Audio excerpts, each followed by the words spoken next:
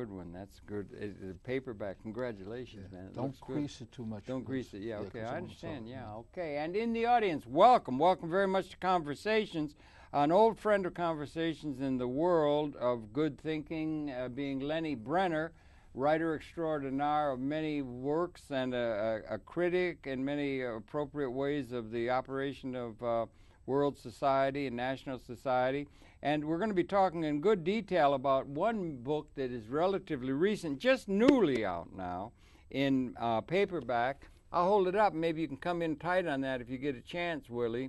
With Josh. It's 51, he's editor, 51 Documents, Zionist Collaboration with the Nazis, which is a very controversial subject and so forth.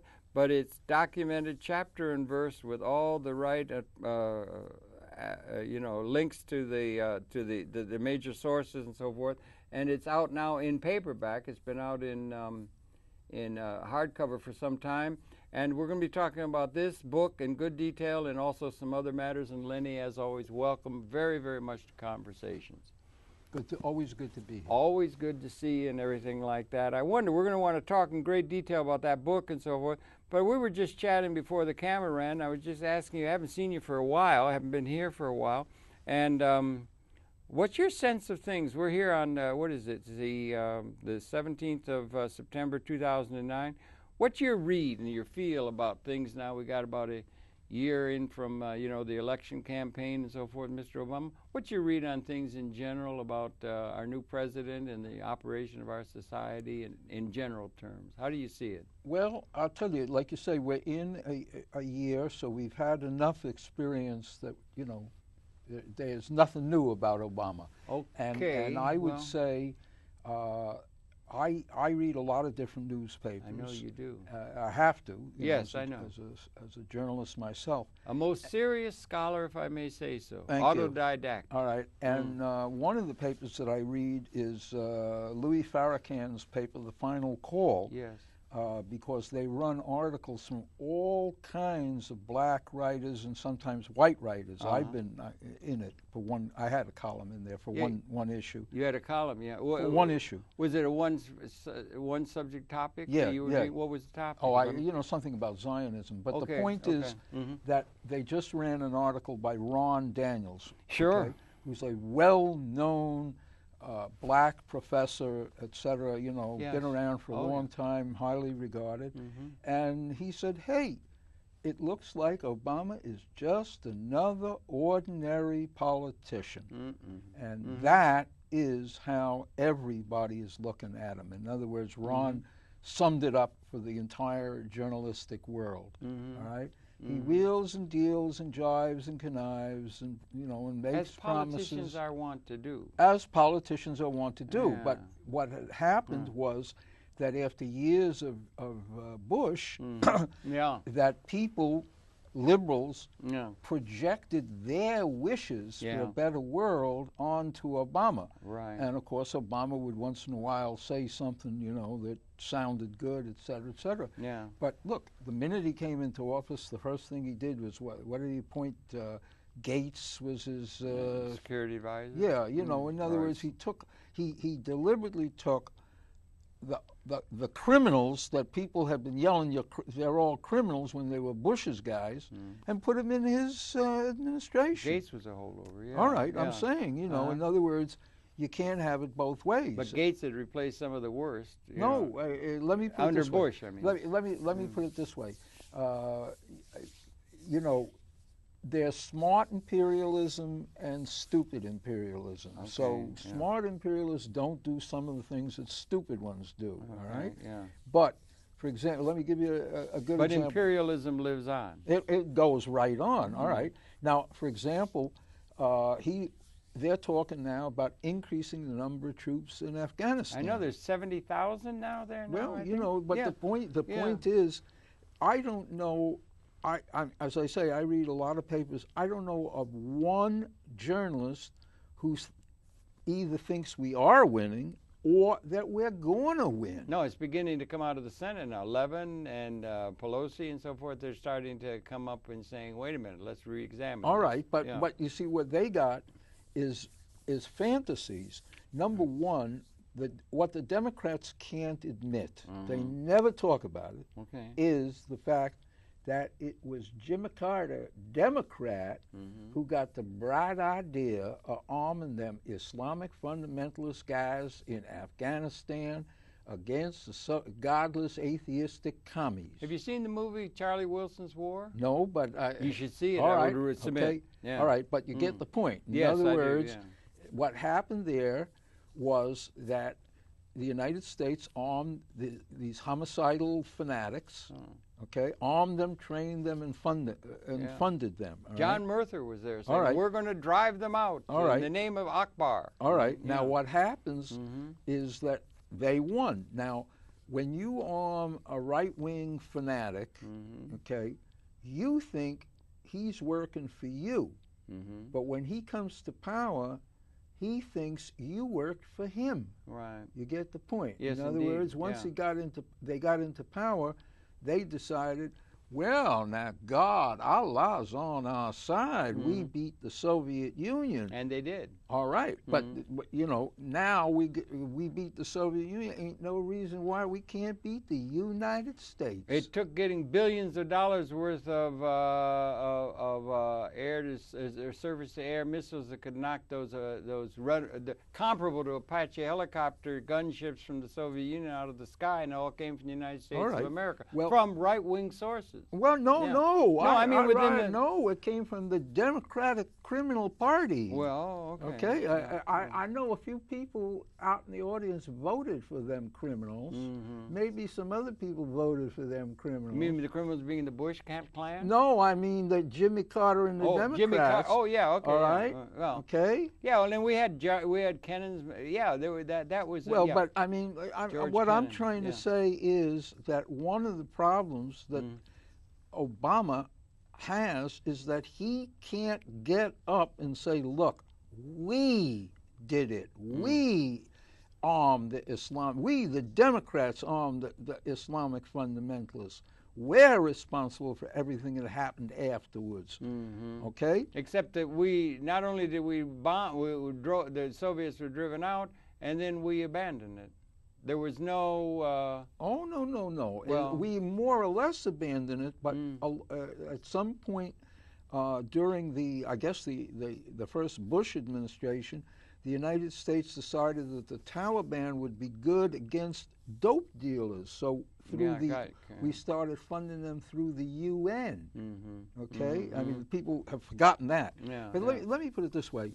The American people the bulk of the American people have so little interest in politics that when the whole Afghan war was going on, it started in as I say, the American involvement started in 1979. Yeah.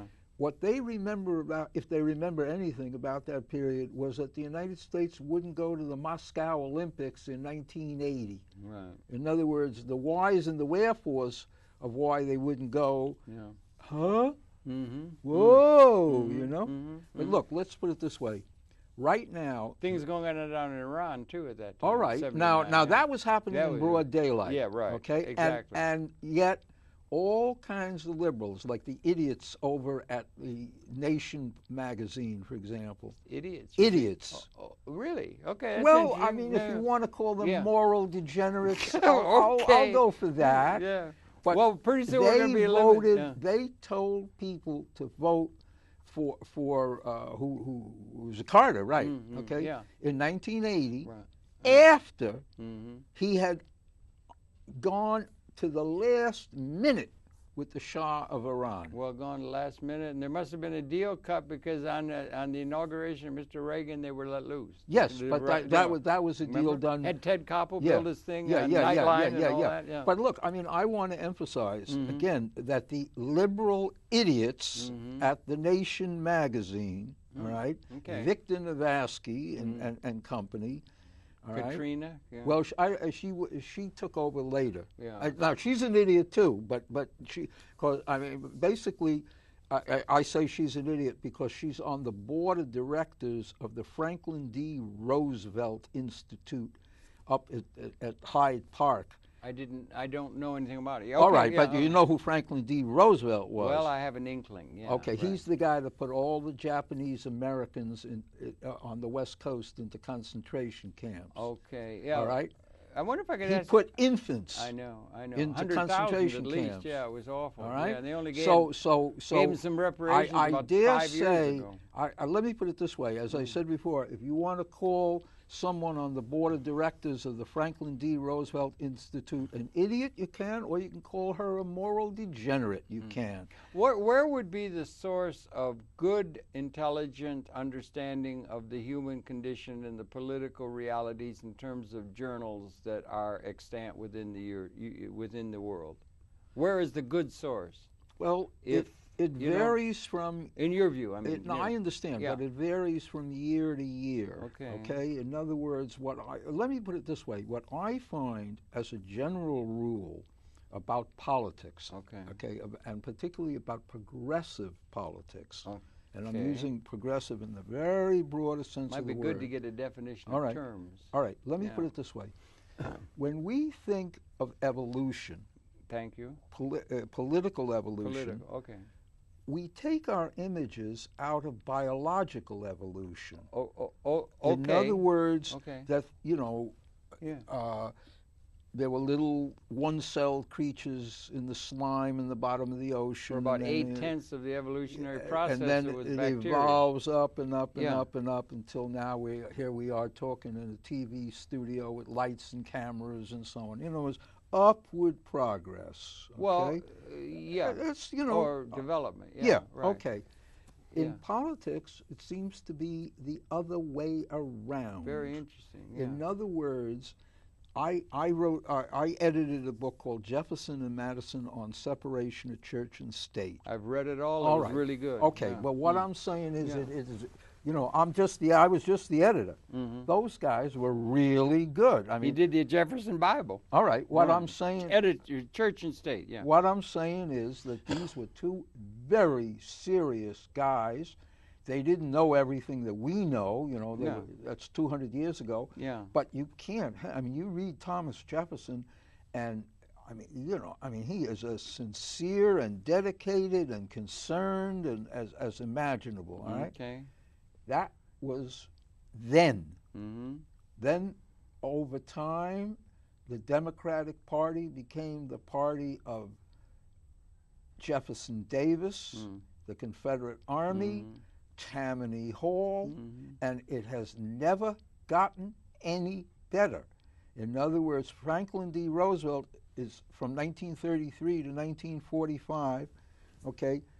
During that time, blacks were being lynched all over the South. Strange fruit on every tree. All right, but what I'm getting at is at one point, they lynched one black during Roosevelt's administration, and they killed him with a blowtorch. Good God. Okay? Yeah. Now, the point is that shocked a lot of people. I mean, we're used to, hang them, all right?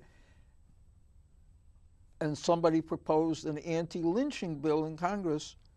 Roosevelt wouldn't support it. Then, when World War II broke out, he put all the Japanese on the West Coast, all of them, into concentration camps. It's like 100,000. Well, but not only, when I understand, he didn't just put adults or men. He put whole families so that they were little kids in concentration camps. Yeah. And the way he did it was he rounded them up, like in Los Angeles. They stuffed them in the stable at Santa Anita Racetrack while waiting for the train, if you know what I mean. Okay? Yeah. Now this is the Democratic Party. Okay? Yeah. And to this day, like I say, a liberal like Katrina vanden Heuvel, the publisher of The Nation, is on the board of directors of the Roosevelt Institute. Yeah. Now understand, this wasn't just a case of he got crazy because the Japanese bombed Pearl Harbor. Years before, he had written articles about how mixed marriages between whites and Asians, the kids don't look good. In other words, he was a white racist freak. History is a nightmare, said James Joyce, from which I'm attempting to awaken. There's a litany of stupidity if we look back through history that could be laid upon. I asked you before, what's a good journal? I could ask you, is there anybody good coming out of history that can't be just a black, I understand. you know, but you see, what I was trying to say, is this, that what I found as the best journal for the 30s was the Militant, which was the Trotskyist paper. Okay, yeah. All right? But I don't find the Militant today to be interesting at all. Really? Yeah. It's not, number one, they say they're no longer Trotskyists, but number two, they still say they're socialists, but I don't find anything in there that I don't find in the New York Times. Did you cotton to Krasner and the Realist? I used to work for the printer for Paul Krasner. Great. All right? But that was a long time ago. that was my lifeline. All right. 60s. You see, what I'm saying is that satire. Let me put it this way. Because it's so absurd, you have to use satire. Let me put it this way. One thing, though, I am impressed with, today. For years and years, how many times have you heard leftists talking about how the media conspires to keep the news from the public? Okay. Well, there ain't nobody conspiring to keep the news from the public anymore. You can't do it anymore. Because of the internet. Right. Yeah. It's Okay. something else. Yeah. It's just. I mean, I let me put it this way. People send me all kinds of stuff that they pluck out of newspapers. Half of it I have to delete because I can only read so much in 24 hours. I know. You know? Yeah, there's only but that's the level that we're at. And in fact, I made a proposal. I sent a proposal to George Soros the other day. Yeah. Okay. Open society. Now, but I haven't heard a word from him, so you may not. I may not. Yes. But what I proposed was, I said, look, I'm a specialist on Zionism and Arab nationalism and so on. What we should do is establish a website with 3 levels.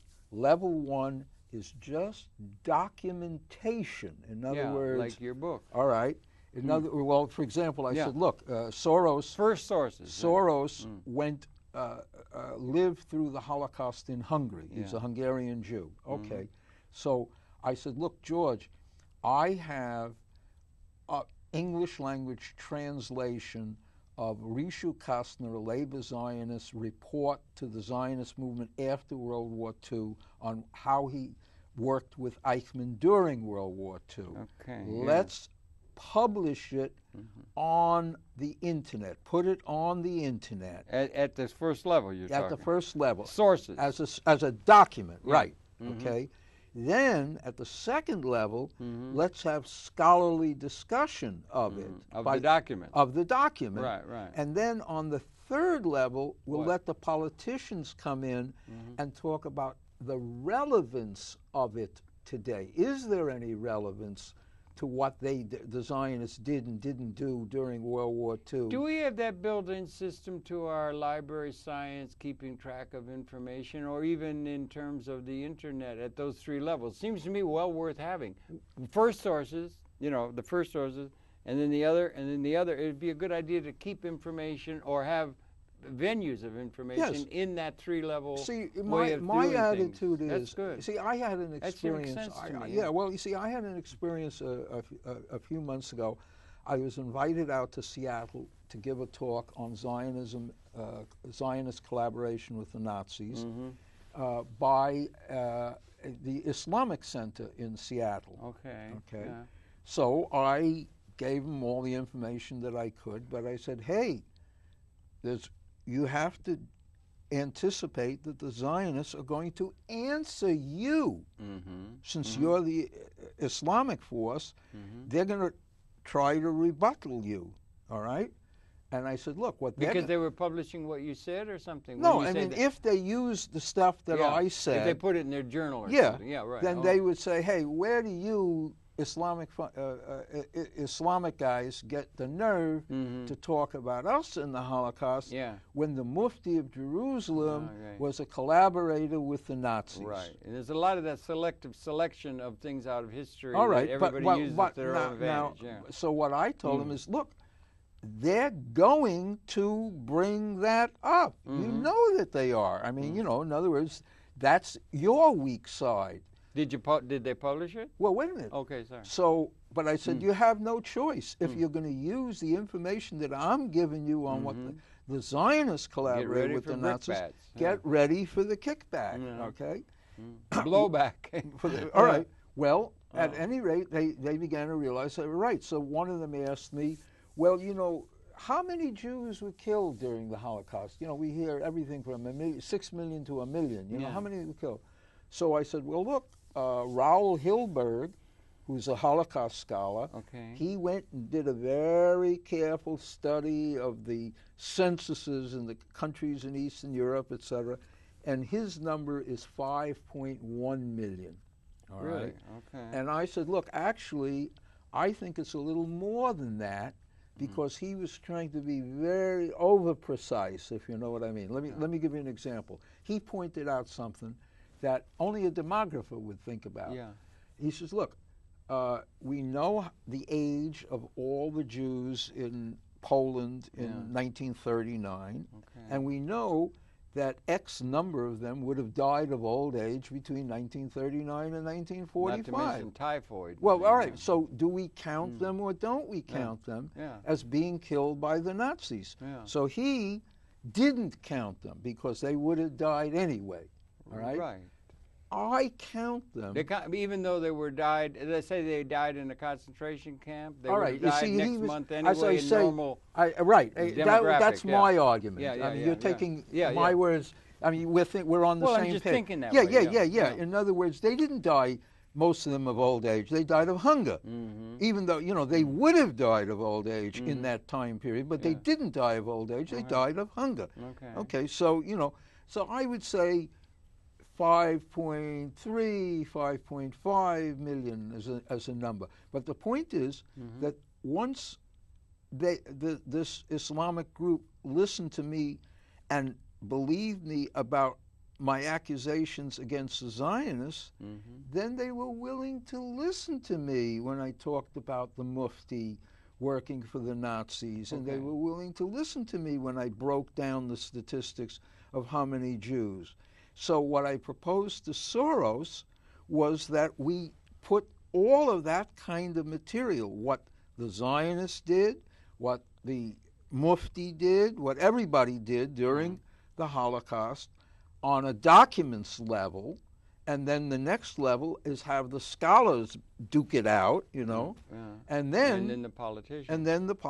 That documented it's not built into like the Library of Congress. I mean, the way we organize in a library science kind of way documents. No, and the basic facts of history.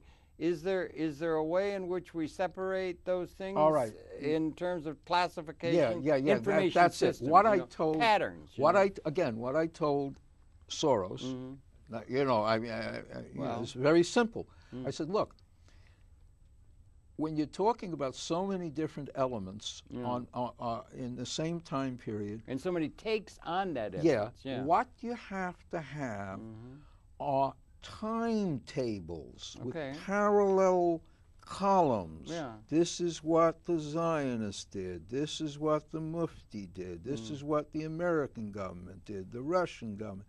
That way, when you see them all laid out on the same page, you can't help but look for patterns in all directions. See, because what usually happens with people is when they go and look at the past, they're looking to prove their good guys, their point. All right? And the way to make them look harder at themselves is by putting everybody on the same page so that they can't get away. In other words, I see. Lenni, you know, you're a Muslim for the moment, all right? Lenni's talking about how bad the Zionists are, but in the next column he's talking about how bad the Muslims are. Well, since I believe him about column A, I gotta believe him about column B.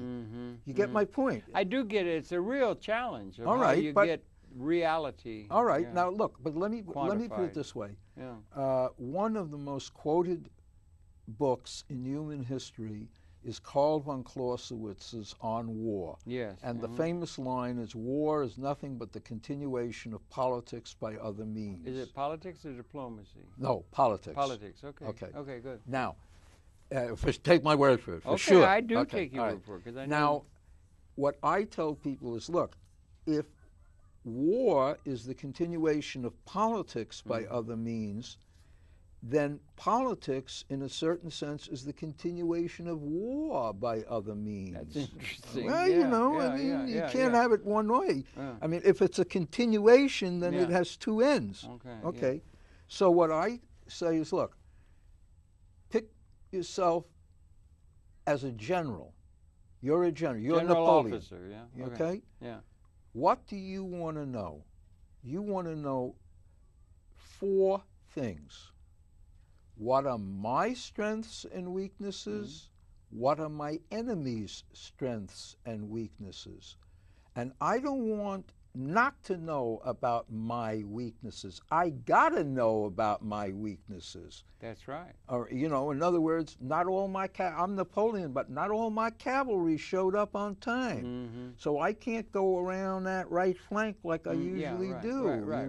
That would be a business leader too. Or just what I'm general way of thinking. All right. In other words, you have to. What I tell people. It's critical thinking. Is exactly what I tell people now is, look. If I get up before an audience, I say, a left-wing audience, I say, look, I'm going to look for all your weaknesses. And if I find 10 weaknesses, I apologize for not finding the 11th weakness. Yeah, the 11th weakness. Sounds like a movie out of Sweden. All right, but you get my point. Yeah, in other words, that I'm only making one trip on this planet. Yeah, I mean, I want to know what's going on. Yeah. And when I write, let me put it this way: you can't always be right, but you can avoid being wrong. Okay, that's good. Yeah, you get my point. When I wrote Zionism in the Age of the Dictators, which is the basis of this book, 51 documents. Right, that was a major work. Okay. My publisher told me, Lenny, you're about to write the most controversial book imaginable. Your enemies are going to be multitudes. Go through it with a magnifying glass, and they're going to take the smallest little error and blow it up. To where you diminish the whole, if you can. People try to do that in public relations. Yeah. So there can be no errors. You have to give me a photostatic copy of every quote and every source. I'm saying, know. All right. So now what I do when I give a lecture is I got, not only do I show the book, the good book. All right. I waive the original documents. Okay. Okay, that's really interesting, Lenny. That really is interesting. I think it's really worthwhile thinking about the way we organize. I should think cybernetic things and things that can happen. What's his name? The guy that was the father of cybernetics. I can't think of it now. He used to say, information overload permits pattern. We're looking for patterns. Did you ever go in the library and you look at the library, and as far as you can see, up like this, there are lots of tomes. Another big fat tome, Mr. Gibbon. There's a lot to know. And so we're always being selective in a way in that. And so, but we want to get patterns that we can get. Oh, I mean. You know what I mean? Absolutely. I mean, the name of the game is to explain what happened, whether you like it or not. Okay, yeah, that's all right. True. So back again, if we could. That's really interesting stuff, and I hope Mr. Soros and company jump on your idea. I haven't heard a word from them. And just shower you with all kinds of good opportunity to bring that into reality. Let me put it this way. I presented it to him. Personally or in No, I mean, I went to his office and they gave, the email that you send stuff to him. Proposal. And I sent the proposal. I haven't heard a word. That takes time. Okay, but if he doesn't answer, I'm going to make the proposal to other places. Good, you just did on television. Yeah, well, maybe it should be in television. Yeah, for example, I'm a nasty fellow. I got to admit it. I confess. Oh, you're a lover. You're a lover. back in the glorious days of the 60s, I was what God was bless known him. as an outside agitator Yeah. at the University of California. You were, indeed. All right? And I got... Huey Newton? I was in jail. You with were Huey. in jail. Yeah. You met your all right, friends but now in jail. I'll tell you how I Right. met Huey. Yeah, I'll tell you how I met him, all right? Because this is the point.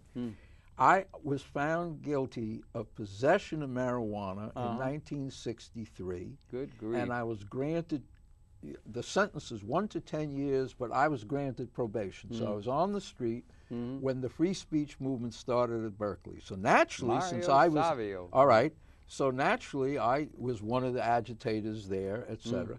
Whereupon the University of California called up the judge and said, revoke this guy's probation. I'll be damned. Okay. What a so, nasty all thing. right. Yeah. So I wound up doing 39 months in the penitentiary. That's quite a long time. But now listen to this. This talk about... You got educated. Hey, but talk about... You and Malcolm got educated. Talk about chance. Yeah. Okay.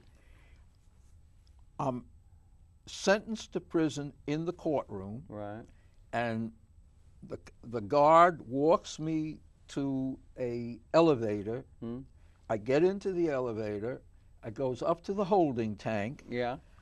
I don't walk more than 1 foot, 2 feet, one shoe, 2 shoes into the holding tank. There's Huey. A guy taps me on the shoulder and says, I know you. I heard you talk at Laney College during the Cuban Missile Crisis. Let's talk, yeah. My name is Huey Newton. All right? So Welcome to the university. All right, Yeah, but you understand, Yeah, that's right, how yeah. I met Huey Newton. Okay. Was on my way to the penitentiary. And the rest, All they right? say, is history. Yeah, All right. yeah. And, well, what happened was we spent 4 days in the holding tank. In real dialogue. Yeah. Real in exchange. et cetera, et cetera. Yeah. Now, he was going to the county farm. I was going to the penitentiary. By the time I got out, he got in. Yeah, right. All right. But what I'm getting at is that I was involved in the civil rights movement, but I know, from the get-go. From the get-go, Yeah. but the idea that I actually met Huey 2 steps into the holding tank. All right, That'd be the title of a book, Right. brother. That's 2 steps into the holding tank. Okay, that's a Listen, great we one. only got a little time. We got to get to your book. All And right. we could go on your Okay. thing and everything. Now, Okay. listen, we started talking about Obama. You think that he's like Daniels and others are saying he's falling down on the transformative same old vision that he said he Yeah. had and so forth? You really think Well, that? look, let me put it this way. He's a hell of an orator. Oh, I mean, but He really orators, there's words and deeds, Yeah, okay? As Goethe put it, the Bible says in the beginning was the word, Yeah, all right? right. And Goethe put it, no, in the beginning was the deed. Okay, yeah. Okay? Well, when it comes to deeds, number one, let me give you an example. He ain't closing up Guantanamo. He's talking about closing the prison, but he ain't talking about getting out of Guantanamo Bay. No. Okay? Most disturbing is Afghanistan. It would Well, seem but to me. what I'm trying to say is that Or he spoke well against the war in Iraq, but I mean, still 100. How many troops are in they're Iraq all still? over. They're all American over the place. troops are all still in Iraq, okay, and he's sending more troops to Afghanistan, and he's sending more troops to Colombia. Yeah, and all right. Yeah. In other words, he's in the imperialist game. But look, I mean, what can you expect from a pig but a grunt? He's a Democrat, isn't he? Yeah, the lesser evil, as you said in one of the books you wrote, the Democratic part of the lesser evil. I understand. I called it the lesser evil remember because that's what every good Democrat. I never met an adult Democrat who believed in the Democratic Party. Right. All right? Okay, yeah. They believe it's corrupt and rotten and murderous, but hey, it ain't as bad as the Democrat. He spoke a lot of stuff against that war in Iraq in very strong terms during the campaign, did he not? In negative terms and so forth. The Iraq war. Right. It was a mistake. It was this and that, and very vehemently against that, and yet he seems to just be going along with that, and then sending up to 70,000 troops, and now there's appeals for more troops in Afghanistan, the graveyard of the Soviet and other things like that, into that. But now there's starting to be some reaction against it. Do you think he's going to have to be forced to that? He's put all of his eggs in one basket of getting health care through. I'm part of a big and he group. seems to, he didn't want to have the torture stuff brought up because it was going to take up all the attention, take the oxygen out of the room. And the one big thing he had was he had to get this damned health care thing through. That's the big thing that he's adding. You know, and so maybe they have to make way. Those kind of decisions if you're in that kind of a no, position. Or what? Look, how dare he no. talk about health care while he's murdering people? Well, okay, yeah, I know. I mean, let's be blunt. Either he is a murderer or he isn't a murderer. Murder. I don't understand. Where does a murderer come from? Well, I mean, like you mean in Afghanistan? Afghanistan, okay. right? Yeah. Okay, either he is a murderer or he isn't a murderer. If you say he's murdering people in Afghanistan, but hey, I can't talk about Afghanistan because I'm busy saving lives in Alabama. Well, I wouldn't think. You get my point? You're right, because he was saying that from the beginning about Afghanistan in the campaign. All right, but you get my point. Yeah. In other words, what you see. Let me put it this way. Yeah. Let me put it this way. What I find with liberals, is how tolerant they are of criminality if it comes from a Democrat. Yeah. Okay. And Republicans the same? No, I'm saying that, No. well, I mean, I'm not talking about Republicans now. What I'm finding is that liberals, I'm all for legalized marijuana, and I'm all for equal rights for women, and et cetera, et cetera. But we got to be realistic and vote for homicidal maniac Obama so he can go in and save us in Afghanistan. Yeah, realpolitik. Is it well, only realpolitik? But let me put it this way. The real word for that is crackpot realism. Well, the crackpot. Who coined that? C. Wright Mills. Was it C. Wright yes, Mills? For it sure. wasn't Mencken, was it? No, C. Wright Mills, definitely. Okay. Yeah, C. Wright crackpot, Mills. and I use it all the time.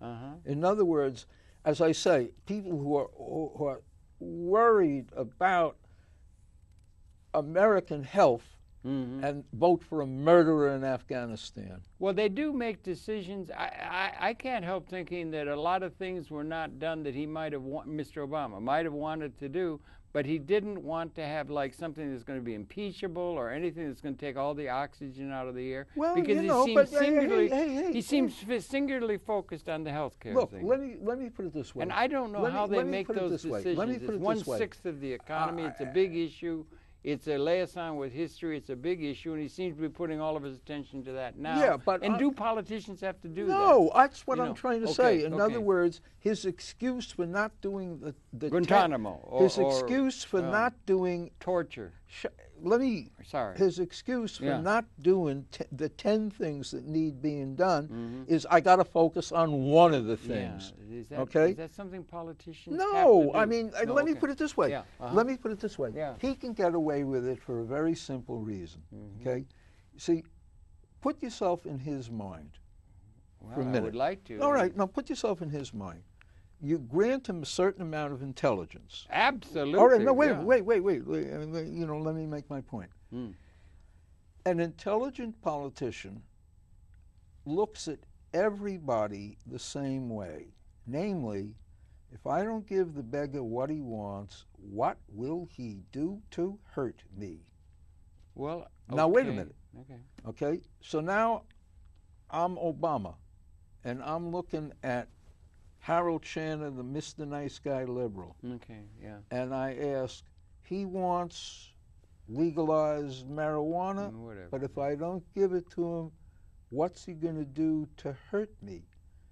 Okay? Sounds like Machiavelli. Well, but I mean, in other words, it comes with the territory of being... Yeah, I think it does, yeah. In other words, I mean, I'm giving the politicians... I say, even if you have half a brain, if you're sitting in a chair of office, people come to you from anti-abortionists to Zionists, from A to Z. Yeah. The whole panoply. Everybody is coming at you. Right. So after a while, it just comes with the territory that you ask yourself the same question about everybody. If I don't give these guys what they want, what are they going to do? Or what are they able to do? Well, but all right. But I'm saying, if I don't give them what they want, What are they going to do to hurt me? Now, I mentioned before Katrina Vanden Heuvel, okay? Yeah. If Obama doesn't give Katrina Vanden Heuvel and the idiots at the Nation what they want, what is she going to do to hurt me? Okay? What can they do? Well, no, wait a minute. Because they have some people in their pocket. Wait a minute.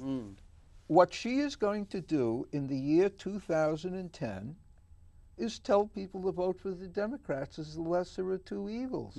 So why do I have to give her anything? Yeah, that's right. Yeah. You get my point? Yeah, of course. All right, but that applies to Harold Channer as well. If I don't give Harold Channer what he wants, and he's going to vote for me, no for matter, the Democrat, he has no choice. Well, no. You see, that's the point. You got a choice. You don't have to vote for him. You don't have to vote for the Democrats. No, but I mean, a liberal, there's certain groups, they have no choice. They're not going to vote for a George Bush or anything like that. They're going to be stuck. All right, but why can't they set up their own party and run against both? Well, we only have two. No, what do you mean you don't only have two? There's the Green Party. Two. Yeah, but only in real terms. No, in other words, that's realpolitik. You see, no, the real politics is I'm Obama, and I don't have to give Harold Channer, who's going to vote for me and vote for the Democrats. I don't have to give him a goddamn thing. Because he's got no one else to vote for. Because he's an idiot. Right. Well, okay, yeah. All right, no, you get my point. Yeah, I do. Yeah, you see, right. I'm trying... Well, you did put at that level of thing, Mr. Soros, politicians at the top. I mean, yeah. But you see, it's liaising with reality. You see, what I'm trying to say... What I'm trying to say is that the liberals all liberals have dug themselves into a pit. Well, that's back, we began saying, what does it mean to be a progressive?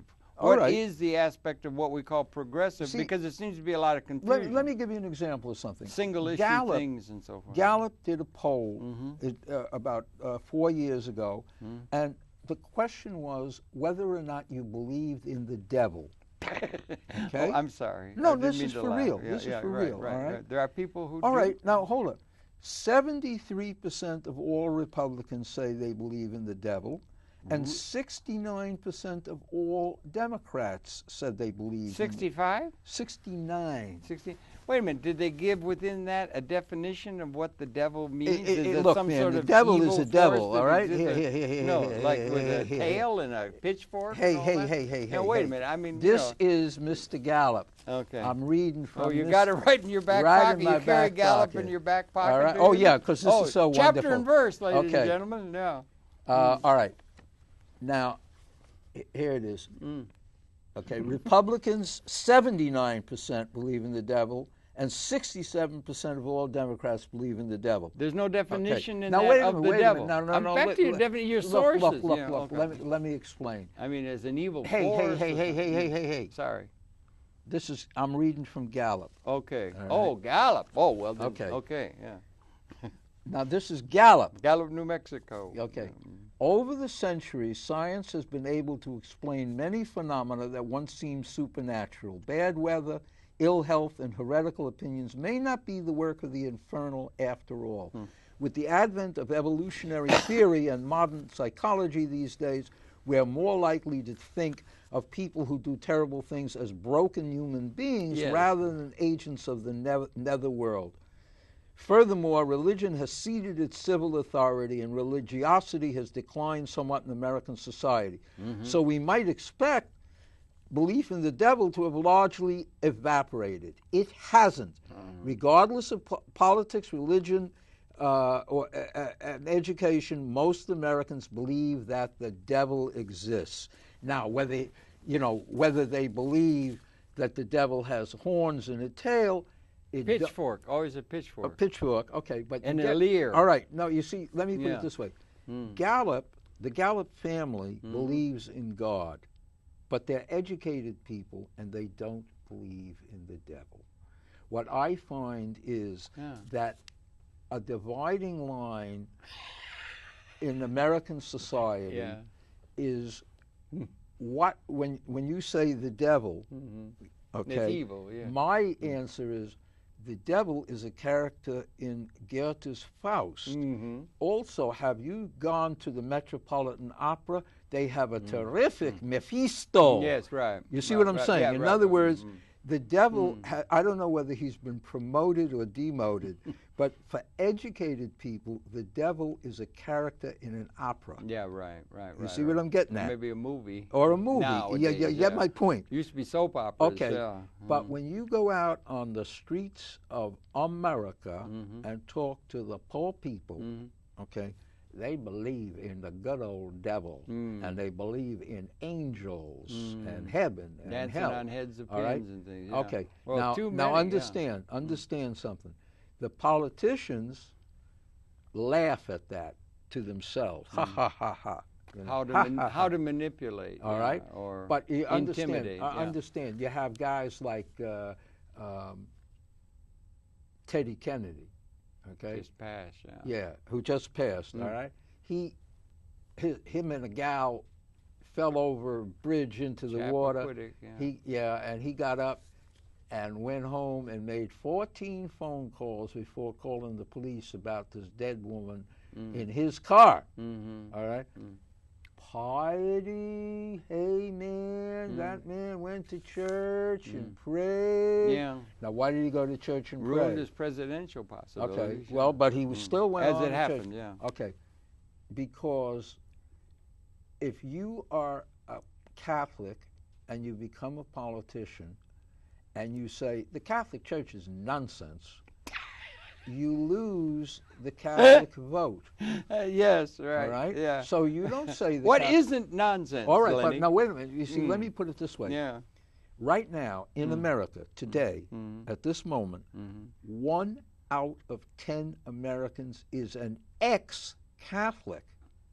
Really, that yes, many? Yes, it's incredible. That many, yeah. Absolutely. I mean, they're falling away, huh? Oh, yeah. To what? Most of them... Evangelical Christianity? Well, you know, to this, that, and the other thing. It depends on their educational level. Okay? It depends on, do they marry a Jewish gal? Okay? Because, by the way, see, this is happening with all the educated. The Jews are the most educated people in America. I think so, okay? Yeah, right. Half of them, over half of young Jews now marry Gentiles. Is that a fact? Oh, for sure. Shiksas, huh? Yeah, shiksas, right. Okay? And as I say, 1 out of 10 Americans is an ex-Catholic. That's okay? a lot. It's a major development. Yeah. Okay. I mean, it's what do they become if they're I'm saying religious? It depends on their educational level. Yeah. What do they be? A secular humanist? No, I'm what saying are they going? Where are they going? No, I'm saying okay. it depends. I'm just curious the trend toward which they go. I'm answering you, but look, I once did a traffic survey job with a guy who was an ex-Catholic who became an evangelical Christian. Okay. On the other hand, I have ex-Catholic friends who are hard atheists. Those are the educated ex-Catholics. Okay. The uneducated, what happens is some guy gets to them, and convinces them that no, the Lord Jesus. With good preaching. Yeah, with good preaching. Yeah, right. So it's not so much a class thing as an educational thing. I mean, they're related but not identical. You know, right? But the point is that the politicians have learned that if you're born into a Catholic family and you run for office, you can disagree with the church on abortion or birth control, where almost everybody. I mean, hey. Most Catholics disagree with the Pope on birth control. And still get the vote. All right, you can get the vote. But if you tell them, don't be an idiot. Of course I'm an ex-Catholic. I mean, get out of here. You know, you grow up, you get out of kindergarten. Might as well not even try to run. Then you don't even run. Because we live by myths and things. All right, you see what I'm getting at? Yeah. In other words, their attitude is they do polls, and they know how stupid the average American is. Well, that's a general thing that seems to be getting across here's on my your point. Here's my point. screed. The American people are going to stay stupid as long as liberals don't tell them you're stupid. In other words, what you got to do is what Mr. Lincoln and them fellas did. You've got to set up your own party. You can't be in a party of corruption and murder and feel, oh, I'm a moral man, nobody more moral than me. Okay? Okay. You cannot run with the fox and hunt with the hounds. Okay. Well, that's the sermon for today.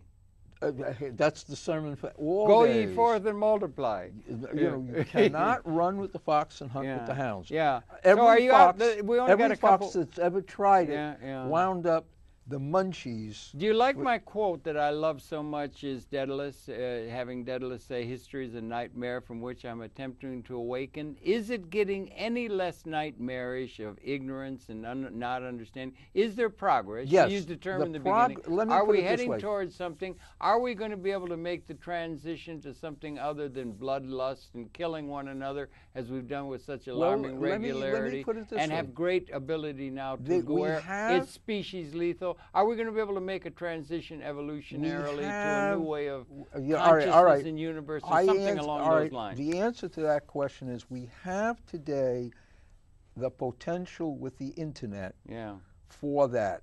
What I proposed to Soros... Yes, that was good. Wait a minute. What I told him was, look, if we establish this 3-level thing, absolute documentation at the bottom, scholarly with sources, with no, check. Right. Yeah, in other words, to get the facts straight, Mr. Friday. In other words, get the facts. Right. Yeah, and the sources. Yeah.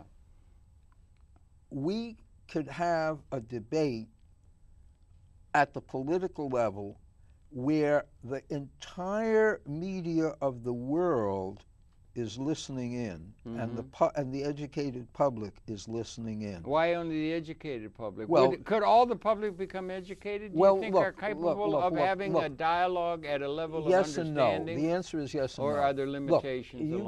Walk the streets of New York and count the number of guys walking around with earrings and tattoos. I don't know why they want to All do right, that. but what I'm saying is, do you really think that most of those guys are going to get sharp? You see what I'm saying? Yeah, I know. That's what I'm thinking. Look, the Balinese have a saying, we have no art, we do everything as well as possible, that there are things that are not, so acute in terms of intellectual fine-tuning and everything, but that they're the quality, and there are some people are brighter than others, everybody comes out. Limits. Everybody comes out, has their own bag that they come out of. Right. And their own identity is all important to them. So what I'm saying is that some of these guys, they don't. You were talking about libraries. Some people never step foot in a library. All right. Yeah. Well, the library's coming to you on your own computer. All right, but what I'm saying is that half these people, the only thing they go to the computer for is is for the porn. It's amazing. I don't know. Yes. No. Yeah, I was surprised. In other words, what I'm saying is that you can't get all heads under one hat. How much can we get a unity? Hold on a minute. Yeah. Go ahead. You can get the bulk of the educated people. Well, okay. Okay. Now let me explain something. Okay. Let me explain something. One of the big changes in my lifetime, I'm 72 years old. Oh, you're just a kid. A kid. How old are you? 74. Oh, right. Oh, my God. When I was a mere 72, I had a lot of vim and vigor. All right. I'm here to tell you it's all downhill from where you is, young man. Okay. Now, here's my point.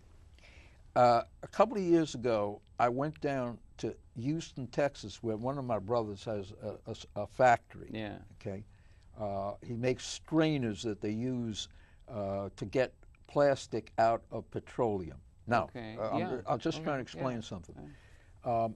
When I went down there, in my mind, I was comparing his factory to my grandfather's factory, where he made kitchen and bar equipment on the Bowery. Okay. All right? Yeah.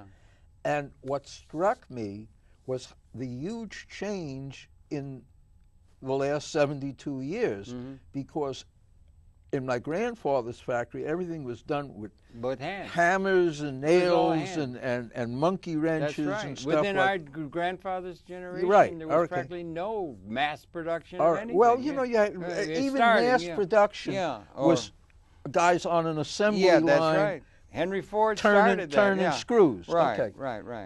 Today, my brother's factory, you have 5 or 6 guys looking at the dials. The dials, looking at stuff on the screen and turning the dials. Yeah, and the machines are doing all the work. All right, but what I'm getting at... And some few people own all those machines. All right, but what I'm getting at is that the worker of the past, the blue-collar workers, and you will all notice I am wearing blue. You know? I'm wearing white. Okay. Is that okay? Yeah, I'll let you live this Thank you. time. Thank you, sir. Even if you're wearing a suit, which is the bad word these days. Okay.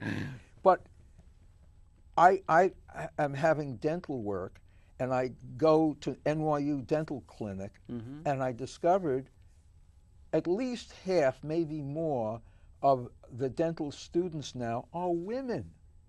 Okay. And yeah. As it happens, and doctors too. A relative of mine is like the leading dentist in America today. In other words, he's the head of the National Institute of Health's dental center in Washington, D.C. Big job. Yeah. All right. So I ran into him the other day at a family reunion, and I mentioned this, that, you know,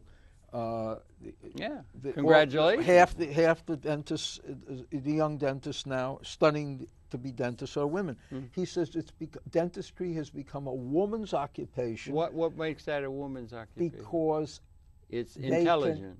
It's not bulk. Muscle. No. You asked, and I'm telling you. Yeah. It's because they can raise their families easier as dentists than as doctors. In other words, doctors always get calls in the middle of the night. They got to run to an emergency, etc.